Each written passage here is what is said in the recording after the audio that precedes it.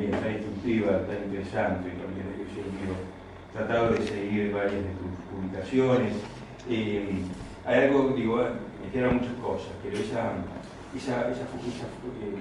por supuesto, el carácter absolutamente particular, local del liberalismo argentino, creo que es algo sumamente interesante y que hoy también nos interpela, ¿no? Y si tengo que pensar en los neoliberalismos argentinos, ¿no? En las particularidades de los neoliberalismos argentinos, y en qué medida también, como el liberalismo cristianizante, era también esa cuestión conyugal, ¿no? De los masones, varones que iban a las logias y las mujeres que eran las superiores de las asociaciones de caridad y demás.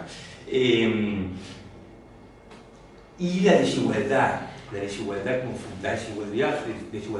como fundacional, ¿no? La libertad religiosa, eso que consagra la Constitución. Hay una matriz interesantísima que creo que no nos hemos movido mucho de esos principios. Es un país libre para que todos vengan a poblarlo, inclusive con sus religiones, pero es un país desigual en el modo en que esas religiones van a tener voz, presencia y demás. No, mi experiencia mínimo en relación a estas últimas cuestiones vinculadas a estos momentos de efervescencia laicista y antilaicista, ¿no? Porque también creo que toda esta dialéctica que hemos estado poniendo en juego es muy interesante, ¿no? Y también son las dialécticas de los dramas sociales en los términos terrenianos, ¿no? Una identificación interpela a la otra y las dos se van cada vez más radicalizando. Yo creo que es importante ver también en qué medida el movimiento evangélico creo que ha tenido una presencia novedosa. Y aquí creo que una pregunta que nos debemos, nos debemos para profundizar, para seguir pensando que apareció bien expresada en Pablo, en Verónica, Pablo Semán, en Verónica, es la cuestión de la ciudadanía. ¿No? Yo vengo estudiando evangélicos hace muchos años, evangélicos ya de tercera generación, el Chaco argentino, zonas periféricas, criollos, vinculados a misiones indígenas. Nosotros siempre nos sentimos ciudadanos de segunda, recién en los últimos años hemos tenido mayor apertura. En el 2010 estuve haciendo trabajo de campo, en la embarcación de Salta, en plenos debates de la ley de matrimonio igualitario. El pastor se iba a Orán a encontrarse con el obispo para ver cómo en esos momentos podían juntos motorizar la cuestión de la educación religiosa en las escuelas de Salta. Y él ahí me decía, el problema todo indica que el matrimonio igualitario vamos a perder esa batalla, pero la batalla más importante es la del aborto, ya en el 2010. Bueno, creo que en estas cuestiones también hay cuestiones ahí novedosas, como son novedosas también la cuestión generacional que decía Pablo, ¿no? Y estos nuevos movimientos sociales que tienen un empuje muy fuerte. Ahí creo que en esta efervescencia se presentan esos dos dominios, ¿no? Efervescencias, digamos, muy conservadoras y efervescencias también muy radicales, ¿no? Y bueno, y en ese sentido también se van polarizando más. Me gustó mucho lo de Pablo Semán, esa metáfora que utilizaste, la dinámica de espasmos, ¿no? que tienen un poco así la política argentina, sí, los problemas públicos en Argentina, ¿no? Algo así como un equilibrio puntual, en el sentido de Stephen Jay Gould, de la historia argentina, ¿no? Grandes momentos donde nada pasa, o que pensamos que nada pasa y todo se mantiene, y después momentos donde hay cosas aceleradas que parecen recubrir todo. Bueno, y la economía del deseo también, acá volviendo con Riquet, en las pujas políticas actuales, ¿no? Todos estos ganamos algo y perdemos algo, ¿no? Renunciaciones y compensaciones en esto del aborto. Me queda para preguntar, y esto va para la audiencia, algo que no apareció hoy, que es también Con mis hijos no te metas, pensando también en los movimientos internacionales o las agendas importadas, ¿no? Y pensando en lo que dijo Roberto, en esta cuestión de liberales y cristianos, católicos o evangélicos, tienen un gran temor al leviatán del Estado. Y este movimiento en relación a la educación sexual integral, con mis hijos no te metas, el Estado no puede regular las conciencias o las cuestiones más profundas en relación a la educación sexual. Bueno, y muchos han parado desde ya estas creencias, identificaciones de orden religioso. Creo que es otro tema también para seguir pensando en estas sintonías. Bueno, no quiero hablar más. Sumamente agradecido, muy entusiasmado con todos estos aportes tan interesantes. Así que abro el espacio de preguntas, por favor. Karina Felici, muy invitada, hubiera estado fantástico ponerte aquí también. Ya lo vamos a hacer, así que ya te comprometemos. No, la verdad que excelente poder escuchar a la gente pensando temas que también vengo pensando en que de cada... Yo también soy historiadora y hago trabajo de campo, que es una palabra que se dijo mucho, ahora yo también la puedo decir. Y pensando como historiadora, pensaba en la confianza que hay en general, más en la sociología de la región que en la historia, en asociar laicidad con avance de derechos sexuales y reproductivos, cuando la idea de secularización nace con el Estado moderno y con la separación de esferas y con el confinamiento de las mujeres al mundo privado, ¿no? Y que el matrimonio civil es un matrimonio heterosexual indisoluble, la mujer lleva el apellido del varón. Entonces, como que ciertos logros de la laicidad en términos de una agenda de género, más allá de la época, digo, eso está bien, fines del siglo XIX, digamos, qué modelo de matrimonio igualitario hay en el mundo cuando no hay, pero si pienso en Francia ahora, tampoco la laicidad asegura derechos para las mujeres musulmanas. Entonces, es toda una discusión que muchas veces no aparece dentro del feminismo cuando se habla de laicidad, y eso me llama la atención, como a mí me llama la atención estar en los talleres de Estado laico de mujeres, en los encuentros nacionales de mujeres,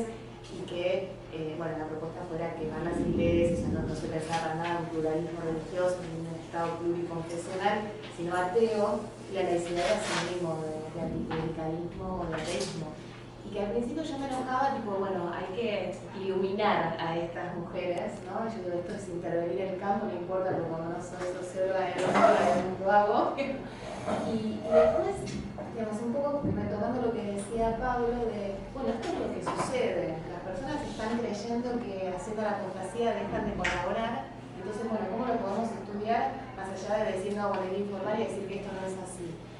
Y estoy pensada del mundo del espectáculo, que no estuvo mencionado, pero a mí me parece que muchas personas se enteraron de lo que es la apostasía, de la separación de la iglesia, del pañuelo, en un programa de televisión que es reality, ¿no? Así como muchas personas también supieron sobre las demandas por el aborto legal con Jorge Rial. Entonces me parece que el gesto de dos actrices en un programa de prime time un sábado con el pañuelo naranja es algo para también incorporar, y que no lo incorporamos tan fácilmente tiene que ver con cierta resistencia que tenemos como investigadores a usar los productos de la cultura de masa como fuente también, ¿no? de análisis.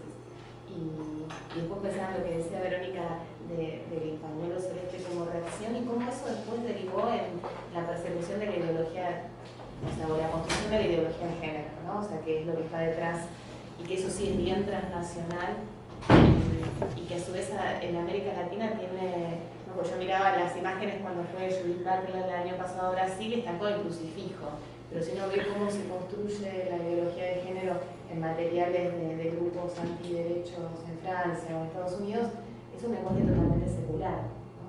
Y después, bueno, con Sol Prieto hicimos un artículo sobre cómo se usó el discurso de la laicidad en la votación de diputados y de senadores, bueno, también en los feminismos, y hay dos senadores que votaron en contra del proyecto en nombre de la laicidad, porque la laicidad también habla de derechos humanos, y ahí tenemos los derechos fetales. Entonces, es muy complejo, o sea, como esa apropiación del discurso de la laicidad, ¿no? Una fue Gladys González, de Buenos Aires, dijo, debemos respetar nuestra condición de Estado laico, sancionar leyes que contemplen las expresiones de toda la sociedad, ¿no? Y después, digamos, o sea, esto de la fuente laica de la moralidad de nuestra sociedad son los derechos humanos. Bueno, señor presidente, si eso es así, seguramente el derecho humano a la vida es el capítulo inicial, es un senador de la Unión Cívica Radical de Jujuy.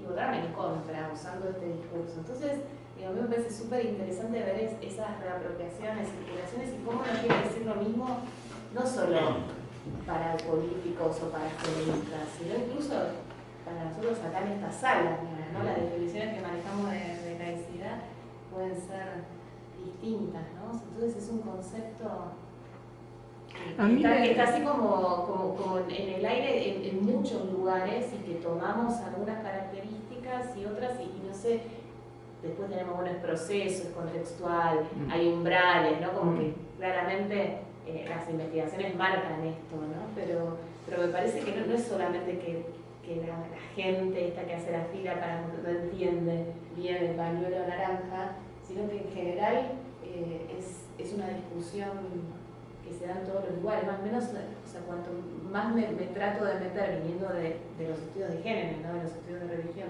en este tema, más diversidad veo, ¿no? No sé.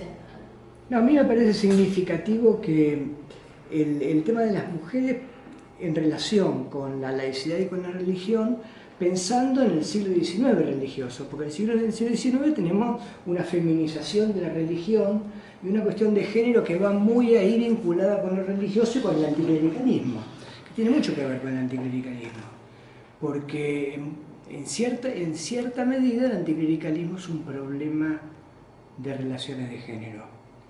Es decir, el hombre que ve amenazada su autoridad paterna por la influencia del cura. Es un discurso típicamente anticlerical. Por eso el discurso contra la confesión auricular, contra el confesionario y contra la influencia que los curas, y en especial los jesuitas, se supone que tienen sobre las mujeres, al punto que muchos anticlericales se oponían, y muchas anticlericales mujeres, se oponían al voto femenino porque decían que las mujeres iban a votar lo que le dijeron los curas. Y ahora el hecho de que la laicidad sea una causa que está abrazada masivamente por mujeres, me parece que es un fenómeno muy interesante para verlo en el largo plazo. Y otra cosa que me parece interesante es cuando vos hablabas, Alejandro, de la cuestión de las identidades, y hablabas de identidades,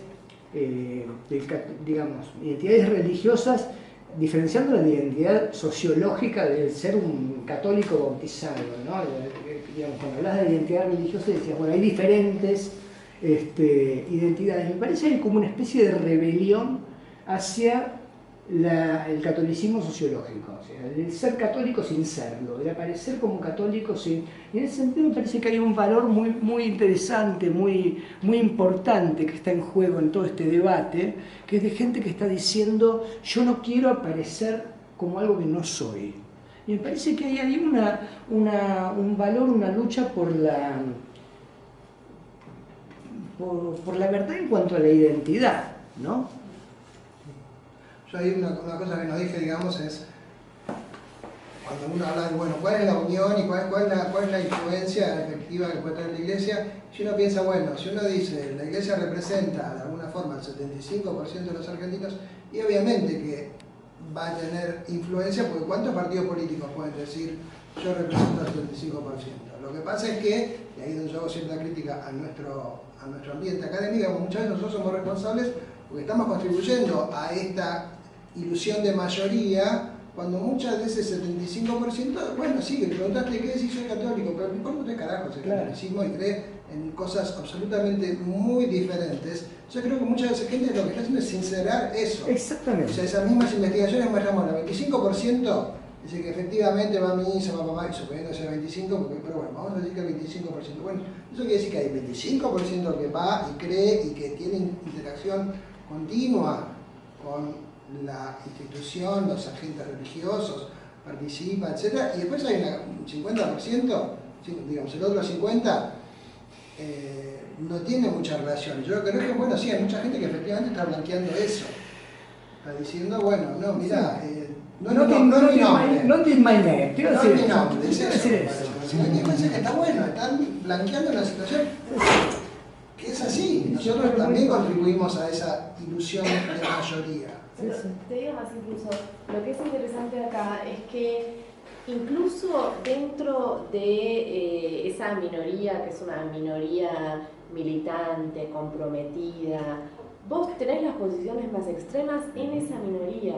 Es decir, vos tenés a las católicas por el derecho a decidir, que son personas que tienen, que si nosotros las medimos con las viejas escalas de práctica, te van a dar como muy practicantes. Y ahí vos tenés varios grupos que están defendiendo el aborto dentro del catolicismo, precisamente a partir de su reivindicación de ser católicos, pero tenés como una enorme cantidad de personas a las que realmente la inscripción al catolicismo no le cambia todas sus otras identidades posibles. Digo, catolicismo más feminismo, no sé, como le dice mi hija, feminismo radical y feminismo moderado. Tenés como un montón de relaciones que no tienen que ver necesariamente con el contacto o no con el contacto. Quiero decir, el contacto diario o poner el semanal con el cura también te da posiciones diferentes con respecto a determinadas reivindicaciones. Y a mí me parece que eso es lo complejo de ver en este momento también. Claro, pero sí, eso es cierto, pero digamos, cuando la gente reivindica el 75%, nadie está diciendo, bueno, pero en realidad dentro del 75% hay una cantidad de diferencias, etc. La gente cuando va y dice, no me habrás leído también. Digamos, uno se presenta como representando a esa mayoría que se supone que es homogénea, pero de la misma forma nosotros homogeneizamos y después intentamos deshomogeneizar, los actores sociales homogeneizan todo el tiempo, ¿no? Sí, pero también... Ahí es donde quizás uno puede contribuir a complejizar el debate, si alguien quisiera complejizar el debate, pero a lo mejor tampoco... Pero, Alejandro, a mí me parece que eso que vos decís ocurre, pero ocurre al mismo tiempo otra cosa, que es... Yo traté de decir esto, pero me di cuenta que no lo dije ni elaborada ni calmamente, que es, hay una multitud de actores, no importa su posición respecto de laicidad, derechos reproductivos, aborto, religión, en todos los campos, que movilizan las discusiones sociológicas y del uso de las categorías sociológicas en su favor. Por ejemplo, la deshomogeneización, ¿no? Y digamos, se lo vio en los discursos de diputados, decir, bueno, yo soy católico pero tal cosa, ¿no? Pero inclusive también en la vida cotidiana, en gente que no tiene ni agencia, de rango de agencia alto, ni representatividad, sí, hacen eso, digamos, homogeneizan como estrategia también de construcción de una representación y de influencia política, pero también heterogeneizan y dicen, bueno, yo soy esto, digamos, la construcción de la propia frontalidad está explicitada, pero aparte hecha de la mano de herramientas de las ciencias sociales. Yo creo que nosotros no estamos teniendo en cuenta, por lo menos en parte de esta escena, no en toda esta escena obviamente, porque no es así, pero hay muchísimos actores, especialmente esos movimientos que influyen, bueno, yo lo quise decir con la derecha alternativa. Los tipos leen las ciencias sociales, se las apropian y dicen, ustedes nos vienen con Foucault, pero nosotros leímos Foucault más que ustedes. Y te lo dice Agustín Laje, ¿no? Digo, o sea, los tipos estos que denuncian la ideología de género, también lo denuncian como construcción ideológica, como dispositivo, como bla, bla, y no solamente lo denuncian, lo ven, lo viven y hacen contradispositivos, ¿no? Todo eso a la luz de una especie de sociología de masas. Podemos, la única sociología que tiene efecto teoría no es la nuestra, ¿no? Hay muchos discursos sociológicos, antropológicos, históricos, o de información general que están siendo movilizados por los actores, insisto, no en toda la amplitud de la escena, pero en una parte de la escena, y eso repercute en deshomogeneizaciones. No digo que no sea cierto lo que vos decís, existe, pero también existe lo otro, lo cual complejiza la discusión.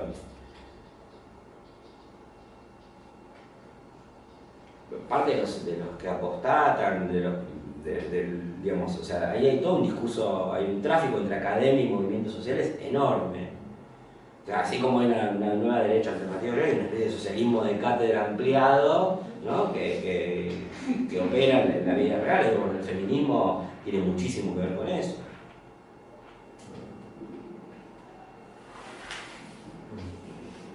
lo cual a nosotros nos pone más complejo el trabajo. Le queremos decir a nuestros entrevistados, no, la Judith Butler que vos lees está mal leída, ¿no? Sí, que de última tienen más importancia esas apropiaciones, digamos, Claro. masivas que las más eruditas, porque, digamos, son Obvio.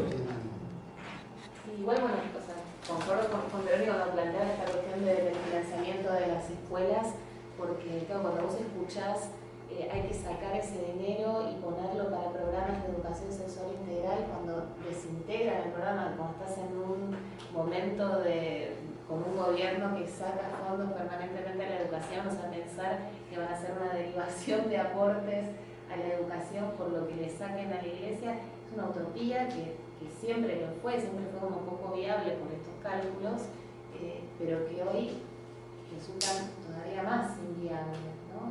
Y que plantear esto como dato es leído como contrarrevolucionario, entonces es muy complejo. Pero no sé, yo he escuchado propuestas de cambiar el antes y después de Cristo para periodizar la historia, digamos, como una propuesta es muy vieja, de Estado laico, digamos, ¿no? Pero bueno, retomándola, digamos, en espacios, inventaron en francés. En espacios de militancia, ¿no? Feministas. Entonces, no sé, a mí si hay algo que me llama la atención es la agenda idéntica en momentos distintos como los que vamos atravesando a medida que avanzamos con este gobierno, ¿no? O sea, como propuestas que me parecen, o sea, inconmovibles en relación a la situación. Yo no entendí eso, Verónica. ¿Por qué la separación, una eventual separación de la Iglesia y del Estado, tendría que afectar los subsidios a la educación privada? No, digo que son posibilidades. Yo en realidad me agarré la palabra desafíos y la pregunta que hice fue, digo, ¿hasta dónde? Sí, digo, separar hasta dónde. está bien. ¿No? O sea, No, ya eso está implica dando vueltas, posibilidad. es una discusión que está dando vueltas en el campo. Vos tenés los que te dicen, hay que reformar la Constitución, y tenés los que te dicen, en realidad lo que hay que hacer es dejar de pagar el subsidio a los obispos, y tenés lo que te dicen, hay que sacarle todas las escuelas a la Iglesia Católica para armar escuelas estatales. Eso está como dando vueltas y en realidad forma parte como del espectro de posibilidades, claramente algunas más probables. Sí, que otras, sí, ¿no? sí, otras más adelante. Pero claro, lo que hay que tener claro es eso, el espectro de posibilidades de separación y de incidencia. Y decir, bueno, a ver, estas son las que me gustan, estas son las que no, estas son las que se pueden sacar fácilmente, estas son las que no.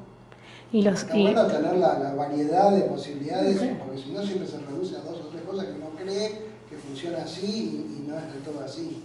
Y los niveles de gobierno, porque una cosa es lo que pasa a nivel nación, que es el debate incluso sobre el presupuesto, para dónde va, y después a niveles locales la relación con las iglesias es súper fuerte, no solamente con la Iglesia Católica, sino también con iglesias, cada vez más con iglesias evangélicas, que eso sí quizás es un primer paso de separación de la Iglesia Católica del Estado, cuando empiezan a decir, bueno, le damos recursos no solamente a la Iglesia Católica, sino a las iglesias evangélicas que están en el territorio.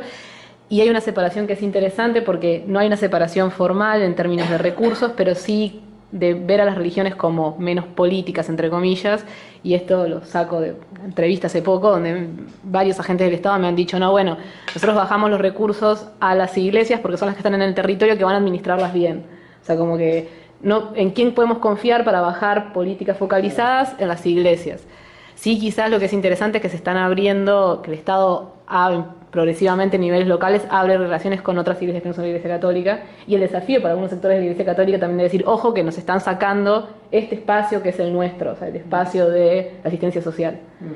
Pero lo interesante también es eso, o sea, en distintos niveles las relaciones son distintas y muchas cosas que incluso con estas religiones tan estigmatizadas, el Estado empieza a funcionar como habilitador de espacios como de diversidad religiosa, así sea nada más para una especie de foto Benetton de las religiones y mostrar, miren qué copados que somos, que tenemos a alguien vestido distinto de la forma católica, pero a niveles locales hay unas relaciones que son distintas, que van más a una especie de pluridiversidad, porque no podríamos hablar de pluralidad religiosa, pero sí de diversidad en un nivel distinto que lo que pasa a nivel nacional, creo, todavía.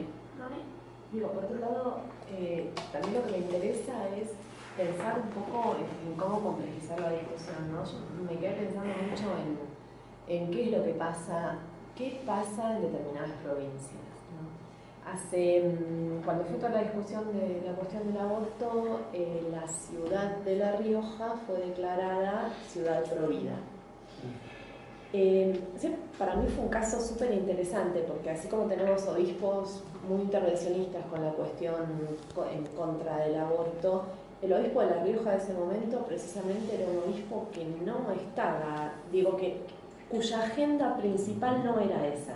A ver, entendamos, estamos hablando de obispos, no le vamos a pedir a un obispo que salga con el pañuelo verde, pero sí ahí podemos entender como diferentes matices sobre diferentes preocupaciones, y en ese momento el Consejo Deliberante de la ciudad de La Rioja declara La Rioja ciudad provida a partir de una articulación que es una articulación básicamente política.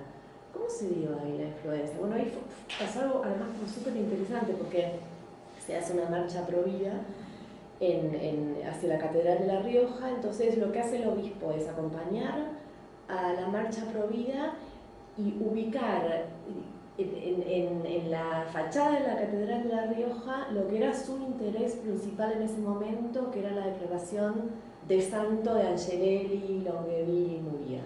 Entonces pone unos enormes afiches en la catedral con ese tema. Lo que es interesante ahí es entender, no es que tengamos un obispo que está a favor de la despenalización y preocupado por la santidad de mártires de la década del 70, es que son las dos cosas que funcionan de la mano, que se van articulando, solo que quieren cabeza. Digo, es tu pregunta, ¿no? ¿Cómo se da la influencia de la Iglesia y de las jerarquías de la Iglesia en los espacios políticos? Para mí esta es una gran pregunta abierta, no hay una respuesta uniforme, son respuestas en general locales, y me parece que es importante darlas. Incluso Vivanca, porque hizo que algunos dirigentes políticos decidieran actuar de forma diferente a la que venían actuando en su relación con las presiones y qué sé yo qué. Pero yo quería decir algo que va en la misma dirección que vos, pero en otro nivel, que es no solamente ver las provincias o la extensión del territorio, sacar del foco de lo más inmediato de la escena, o un poco lo que decías vos, ¿no? Tener en cuenta la totalidad de la escena. Yo vengo haciendo una especie de cuenta sistemática de los pañuelos verdes, los modos de uso y los símbolos verdes y su distribución en la ciudad. En la zona sur disminuyen y son aparte discretísimos. Y hablas con la gente y con mujeres y te dicen, tengo una presión enorme para no usarlos. Pero vas más al sur todavía. Yo estoy yendo, por ejemplo, a Florencio Varela 2 veces por semana. Y ya el clima es otro. En la Universidad de Florencio Varela ya casi no hay pañuelos verdes y hay una reivindicación de los estudiantes acerca de que no hay que militarlo al pañuelo verde. Muchos hechos de violencia en zona sur. Sí, bueno, por eso. Sí, Si te ven con pañuelo verde, y eso es verdad. Y esto te iba a decir. No, ya sé. Justamente pues hay una discreción de los pañuelos verdes, pero también hay. Toda la ideología se impone con un poco de presión, ¿no? Digamos, pero justamente es eso, era lo que yo le venía comentando antes a Karina, que es. Yo conozco una militante feminista que es lo más queer y trayero que se les puede ocurrir, y ella está haciendo una actividad en la zona sur, y ella dice, tanto por la violencia como por las reacciones no violentas, pero lo que causa mi pañuelo verde en ese lugar, yo no voy a ir más con pañuelo verde. ¿No? Entonces hay lugares donde rigen otros imaginarios que digamos, nosotros tenemos que, no sé, después habrá que ponderarlo, qué sé yo, pero la globalidad de la escena también es más compleja en ese sentido, no es solamente los estilos de comunicación, cómo ven la laicidad, sino también que hay una parte de la Argentina muy importante que reacciona, desde los que reaccionan violentamente hasta los que, digamos, hay otros consensos rigiendo y que hay que dar cuenta de eso.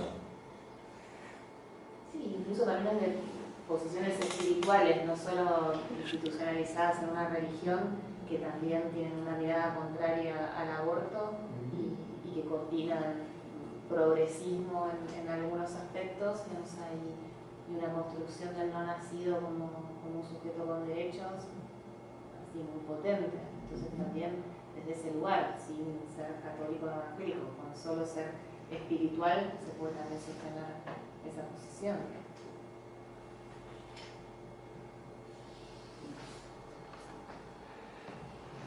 Bueno, yo me he quedado callado de tanto entrañar. Bueno, ¿alguna pregunta más que quieran hacer de los otros participantes? ¿Estamos entonces? Son las 9. Aquí 9 y 5. Mucho tiempo más no tenemos, si no nos vamos a quedar encerrados en la sede. Así que... En heladera, hay un pollo. Ojalá. Bueno, muchísimas gracias. Nuevamente creo que ha sido un panel de lo más interesante y que esperemos que sea el inicio también de futuros encuentros sobre estos temas y otros. No, y además tendremos los videos y quizás las transcripciones online también, así que bueno, todo eso.